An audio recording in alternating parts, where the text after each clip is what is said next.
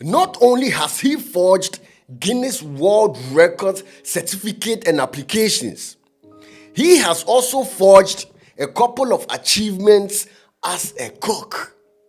Bro, this guy, Chef Smith, is a walking scam.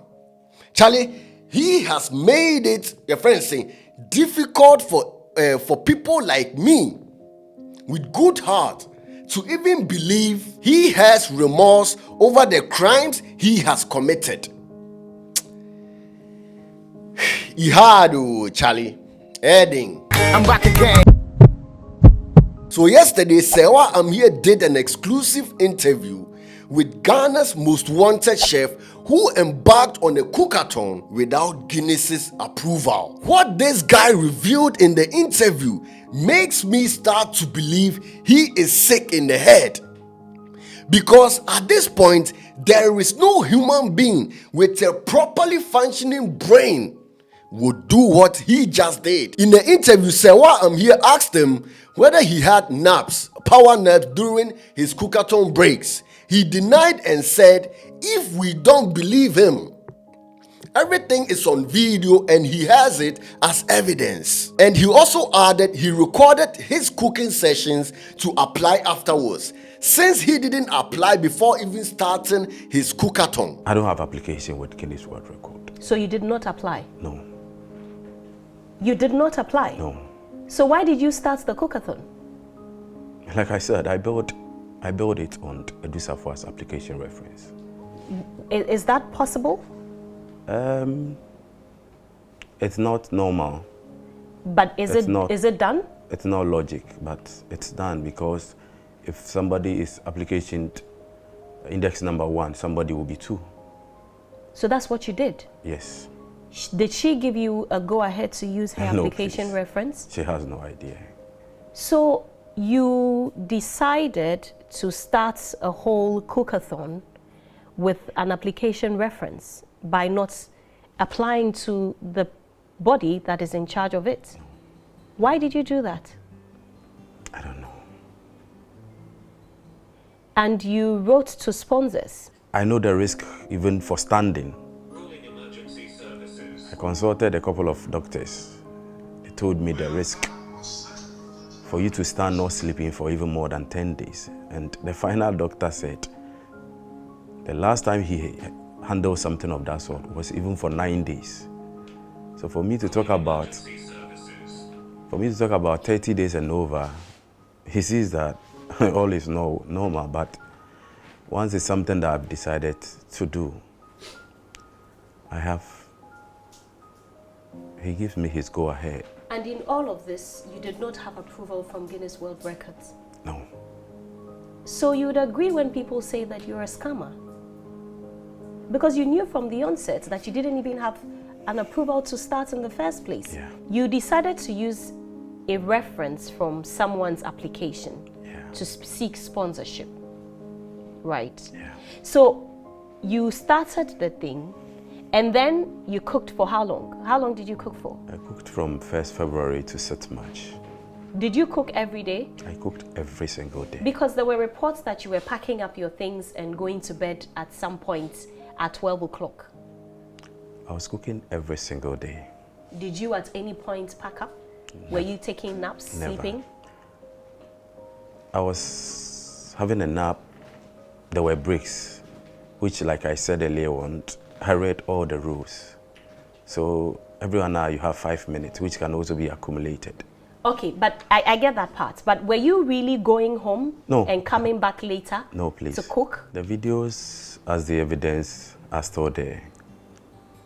I still have the videos recorded because every single thing we did was recorded.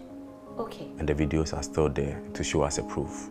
Okay, so when you did not have the approval and you decided to go ahead with the attempt, what were you hoping to do with the video?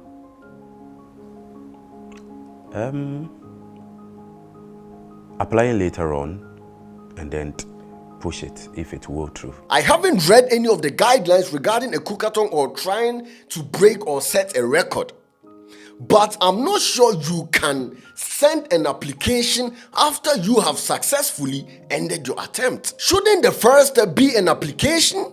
And before any cookathon or whatever, shouldn't the participants undergo a doctor's checkup? Since he faked the certificate and didn't apply to wait for Guinness's approval, Charlie, I'm not sure this guy underwent a doctor's checkup. Does this mean this guy really risked his life just to fake a certificate at the end? You decided to embark on the cookathon with no application and no go-ahead from Guinness World Records. Yeah. And then you cooked for 820 hours. Yeah. And you didn't know your fate. Okay, so you said that you were hoping to apply later and push it. So did you when you finished cooking? Prior to the question on the evidence, the videos. Okay. Yeah. So you finished cooking. Did you apply? No. Why? I don't know.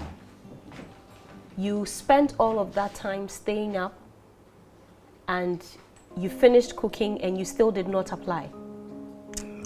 Why?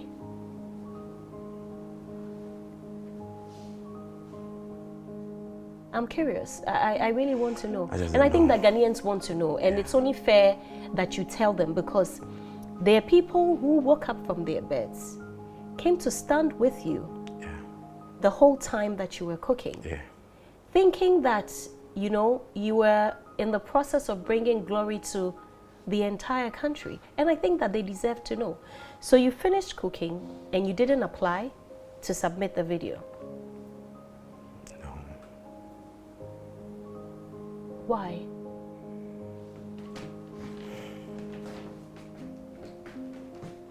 Tell me. I just don't know.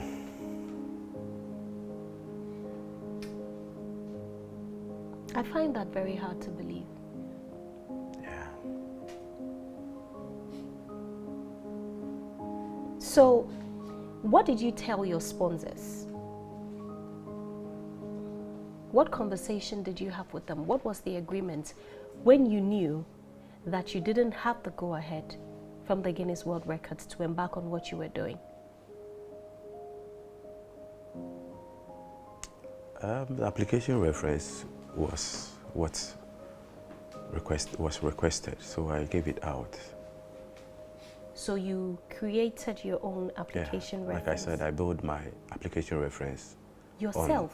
I built it on Edusafua's application reference. So you mean you copied it? Yeah.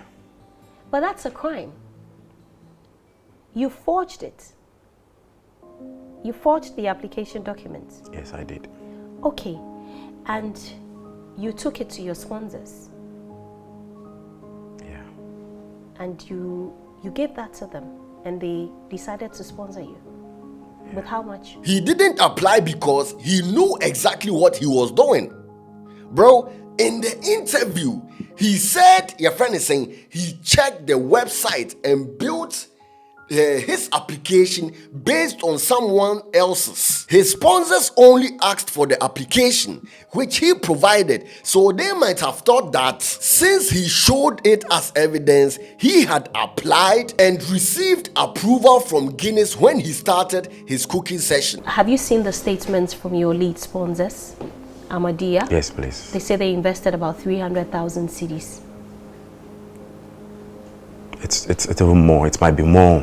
It might be more. It might be more. So, Chef Smith, you knew that you didn't have any authorization, and you watched on and allowed them spend that much money. This guy is a criminal, bro. After the apology, they should arrest him because everything he did was intentional. How can you go on with a cookathon without Guinness's approval? And he had the nerve to fake the application and hand it to the sponsors for sponsorship. He forged his application reference number by taking the number of someone who had actually applied from the website.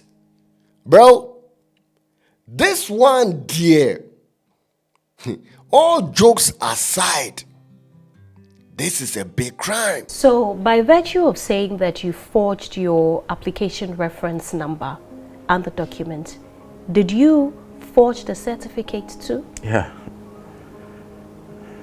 Because it started with lies, it has to end with lies.